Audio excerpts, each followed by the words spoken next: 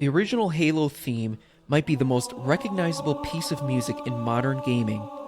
You hear those epic opening chants and instantly know what game it is.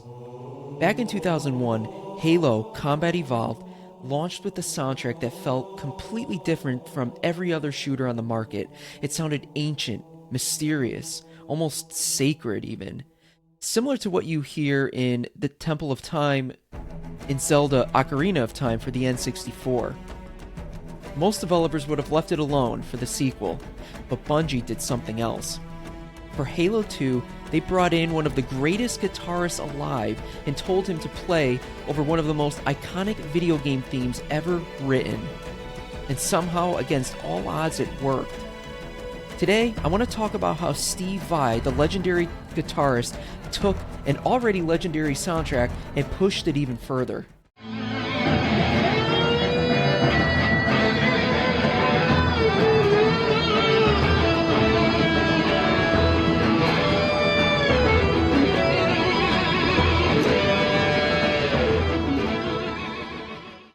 One thing I've always loved about games is when different forms of art collide.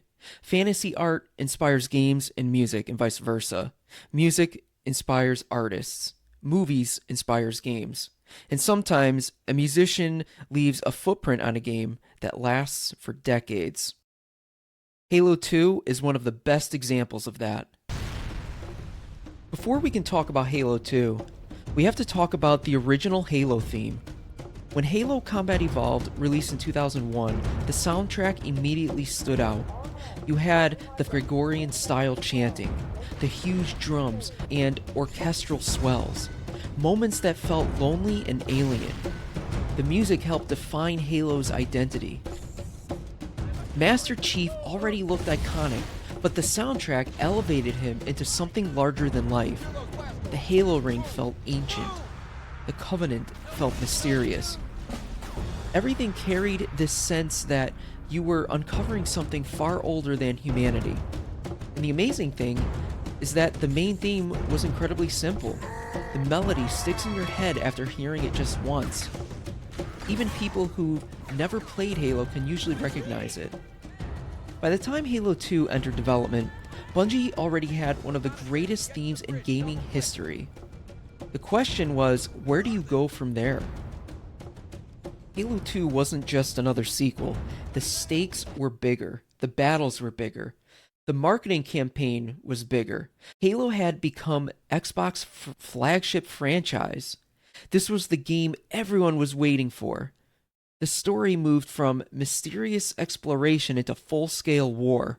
Earth was under attack, the Covenant became more fleshed out, the Arbiter gave players a completely different perspective on the conflict. Everything felt larger. The soundtrack needed to go alongside it. That's where Steve Vai enters the story.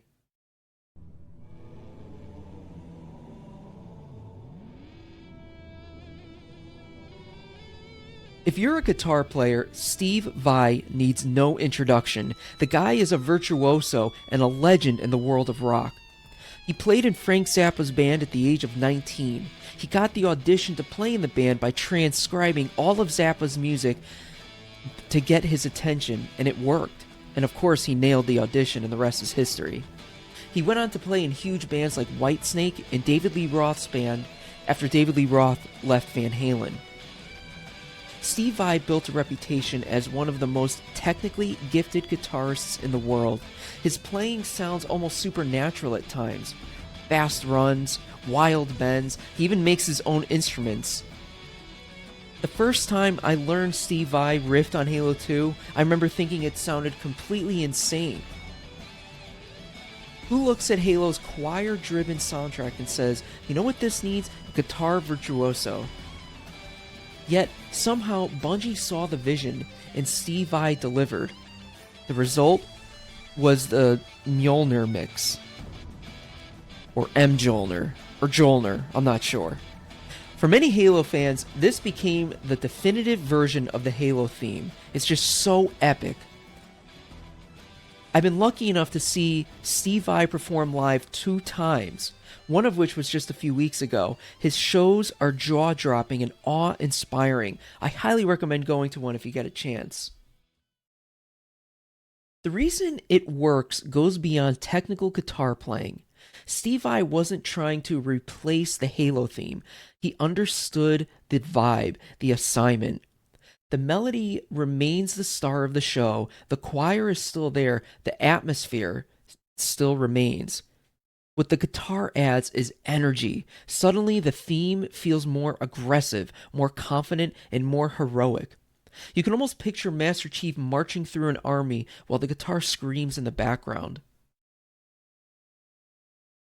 The original Halo theme feels like discovering an ancient legend. The Halo 2 version feels like stepping into that legend yourself. Millions of men around the world connected with that power fantasy. At a time where professional wrestling and nu metal was at its peak, the aggressive undertones of the Halo 2 theme couldn't have arrived at a better time. And that's a huge reason why the soundtrack resonated with so many players. Halo 2 taps into something that heavy metal musicians figured out decades earlier. Look at Dio and Black Sabbath's album covers and song lyrics. Look at the artwork from fantasy novels in the 70s and 80s. These works celebrate larger-than-life heroes. Everything feels epic, dramatic, and mythological. Steve Vai brought some of that energy into Halo. Master Chief already had the look, with the armor, the mystery, the impossible odds. Now he had a soundtrack that felt worthy of charging into battle against an alien empire. The guitar transformed the emotional tone of the theme without losing what made it special in the first place. More than 20 years later, people still talk about Halo 2's soundtrack. That didn't happen by accident. Most game music fades into the background after enough time passes. The best game music becomes part of the game's identity. Halo is one of those rare franchises where you can hear a few seconds of music and immediately picture entire moments of the game. Storming a beach, fighting through Covenant forces, hearing the opening menu music late at night, getting headshot from far in the distance. The soundtrack became inseparable from the experience. And Steve Vai's contribution became one of the defining pieces of that legacy. Halo 1 gave gaming one of its greatest themes. Halo 2 took that foundation and evolved it. The choir and melody remained. The soul of Halo remained. Then Steve Vai arrived with a guitar and helped create a version of the theme that players still remember more than 20 years later. That's one of my favorite things about games. They're never created by a single artist, well, except for some indies. They're built from hundreds of creative influences colliding together. Fantasy, science fiction, film, art. Sometimes those influences produce something unforgettable. Halo 2 soundtrack is one of those moments. If you enjoyed this video, please like and subscribe. Thanks for watching.